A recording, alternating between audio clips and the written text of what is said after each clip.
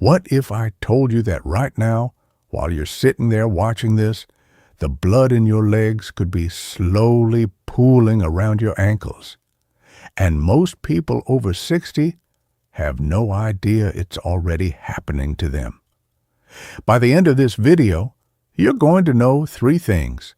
First, why that heavy, tired, swollen feeling in your legs by late afternoon is not just getting older, no matter how many times you've been told that. Second, the name of one small muscle group that doctors quietly call your second heart, and what happens to your circulation the moment it stops doing its job. And third, a gentle movement you can do sitting in a chair right now, today, that many vascular doctors recommend before anything else. That's not meant to scare you. It's meant to wake you up. But here's the good news. This is one of the most fixable things in the entire body, once you understand what's actually going on underneath the skin. Before we dive in, if you haven't subscribed yet, I recommend you hit that button and turn on the bell so you never miss another health tip made just for you. If you enjoy this video, type 1 in the comments. If not, type 0 to let me know how I can make better content for you. I'm Dr. Adrian Fairborn. I created this channel because the information that protects people's health in my clinic should not stay locked inside my clinic. After many years working with older adults, I've watched simple, fixable issues like leg swelling and circulation get dismissed in a rushed 10-minute appointment over and over again. Patients are told that's normal at your age, but they're rarely told what's actually causing it or what they can do about it starting today. That gap in information is exactly what we're closing right now. Let's start with the part almost nobody explains clearly. Your heart is not the only pump in your body. You actually have a second one, and it lives in your lower legs. It's made up of the muscles in your calves, and in medicine, this is sometimes called the calf muscle pump, or more formally, the venous pump of the leg. Here's how it works. Every time you walk, stand on your toes, or even gently flex your foot, your calf muscles squeeze the deep veins running through your legs. That squeeze pushes blood upward, back toward your heart, against the pull of gravity. Think of it like a hand gently squeezing a tube of toothpaste from the bottom. Each squeeze pushes the contents up and out. Your calf muscles are doing the exact same thing to the blood sitting in your lower legs all day long, often without you ever noticing. Now here's where it gets important. As we move past 60, many people naturally become less active, less walking, more sitting, longer stretches in front of the television or in the car, and when those calf muscles stop contracting regularly, that second heart essentially goes quiet. Blood and fluid don't get pushed back up as efficiently. Instead, they start to settle right around the ankles and lower legs. That settling is what you feel as heaviness, tightness, swelling, and that dull, tired ache by the end of the day. This is called venous insufficiency, and in plain English, it simply means your veins are having a harder time sending blood back up to your heart the way they used to. It is incredibly common, but it is very often misunderstood as just aging, when in reality, it's frequently a muscle activation problem, not a heart problem, and not even purely a blood vessel problem. Here's a number that makes this real. Research published in the Journal of Applied Physiology followed older adults with mild circulation issues and found that targeted calf muscle activation, not running, not intense exercise, just simple, controlled movements, meaningfully improved venous blood return within just a few weeks. These participants weren't athletes. They were ordinary people in their 60s and 70s who had simply stopped giving their calf muscles the signal to work. But the part that really surprised me when I first learned this in training is still coming. So stay with me for just a moment longer. Here's what most people don't realize. Swelling in your legs isn't really about your legs at all. It's about gravity, time, and stillness working against you hour after hour, day after day. Picture this. You're 74 years old. You had a lovely morning. You ran an errand, made lunch, and then sat down to watch your favorite show for 2 or 3 hours. Nothing dramatic happened, but during those 2 or 3 hours, your calf muscles barely moved. Gravity kept doing its quiet work, pulling blood and fluid downward, and without that calf pump squeezing it back up, fluid began collecting around your ankles.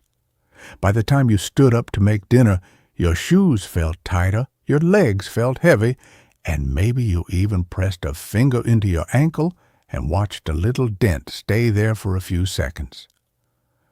That dent has a name. It's called pitting edema, and it's one of the clearest signs that fluid has been sitting in the tissue of your lower leg for a while. For many people over 60, this becomes a daily pattern. Mornings feel fine, afternoons feel heavy, evenings feel worse. And because it happens gradually day after day, it starts to feel normal, even though it isn't something you simply have to live with. Here's the statistic that puts this in perspective. Some research summarized by major health organizations estimates that a significant portion of adults over 60 experience some degree of chronic venous insufficiency. In many studies, well over 30% of older adults show signs of it, even if they've never been formally diagnosed. That means if you're feeling this, you are absolutely not alone. And more importantly, you are not broken. Your circulation system is simply asking for a little help that it hasn't been getting. But here's what I really need you to hold on to. This is not a one-way street. Unlike many things that come with age, this particular issue responds remarkably well to small, gentle, consistent movement. And you don't need a gym, special equipment, or anything that puts strain on your knees or hips to start improving it. Now write this part down, because this is the piece most doctors simply don't have time to walk you through in a routine visit. This is the exercise that many vascular and orthopedic specialists quietly recommend as the very first step. And it's so simple that most people assume it can't possibly be doing anything. It's called the seated calf raise or seated heel lift. Here's exactly how it works. You sit in a sturdy chair with your feet flat on the floor, about hip width apart. Keeping the balls of your feet on the ground, you slowly lift your heels up as high as comfortably feels right. Pause for just a moment at the top, and then lower your heels back down with control. That's it. No standing, no balance challenge, nothing that puts pressure on your knees, hips, or back. When you lift your heels like this, your calf muscles contract, and remember, that contraction is exactly the squeezing action that pushes blood and fluid back up toward your heart. You're essentially waking up that second heart and reminding it how to do its job while sitting safely in a chair. Let's talk about what good form looks like, because the details matter here. Move slowly. This is not about speed or repetitions per minute. Lift your heels over about 2 seconds, pause briefly at the top, and lower over about 2 seconds as well. Breathe normally throughout. Holding your breath can make you feel lightheaded and reduces the benefit. If you feel any cramping in your calf, simply reduce how high you lift your heels or take a short rest before continuing. A common mistake is rushing through this, bouncing the heels up and down quickly. That fast, bouncy motion doesn't give the muscle time to fully contract and fully relax, which is actually the part that helps circulation the most. Slow and controlled beats, fast and frequent, every time. For most people, doing 2 to 3 sets of 10 to 15 of these seated heel lifts, once or twice a day, is enough to start. You can do this while watching the news, while on a phone call, or during a commercial break. Many people notice within a couple of weeks that their legs feel less tight by the evening, and that the heaviness that used to build up by 4 or 5 in the afternoon starts to feel noticeably lighter. If you'd like to take this even further, a wonderful follow-up movement is the seated ankle circle, lifting one foot a few inches off the floor and slowly rotating the ankle in wide, deliberate circles, 5 times in each direction, then switching feet. This is especially useful during long car rides, flights, or any time getting up simply isn't an option. Some research from major heart health organizations has noted that this kind of gentle foot and ankle movement during long periods of sitting helps reduce fluid buildup in the lower legs and supports healthy circulation. If you're still with me and finding this helpful, go ahead and comment 1 below. It tells me you're here, and it helps this video reach someone else who needs to hear it too. Now, I want to talk about something equally important. Knowing when leg swelling is simply a circulation and movement issue, and when it's something that needs a doctor's attention sooner rather than later. This is the part where I take my doctor hat off for a moment and speak to you very directly. If your leg swelling is gradual, affects both legs fairly evenly, tends to be worse by evening and better in the morning, and improves somewhat when you elevate your feet, that pattern is very commonly tied to the kind of circulation and muscle activation issue we've been talking about today. This is the pattern where gentle, consistent movement, like the seated calf raises we just covered, tends to make a real difference over a few weeks. However, if you notice swelling that comes on suddenly, affects only one leg, is accompanied by redness, warmth, significant pain, or shortness of breath, that is a different situation entirely, and it deserves prompt medical attention, not a wait-and-see approach. The goal of today's video is to help you understand and support healthy circulation, not to replace careful evaluation when something changes suddenly or feels different from your usual pattern. Important warning. Before we go any further, I need to pause and say something directly to you. This video is for educational and informational purposes only. It is not medical advice. It is not a substitute for a conversation with your doctor. And it is absolutely not a reason to stop, change, or avoid any treatment, medication, or medical evaluation you've been advised to have without professional guidance. If you have existing heart, kidney, or vascular conditions, or if you're taking medications that affect fluid balance, please talk with your doctor before starting any new movement routine, even one as gentle as what we covered today. With that said, for the vast majority of people over 60 dealing with that familiar afternoon heaviness, the path forward really can be this simple. It starts with understanding that your calf muscles are not just for walking, they're a working part of your circulation every single day, and it continues with small, consistent reminders to that muscle group, like the seated calf raise, done gently and regularly.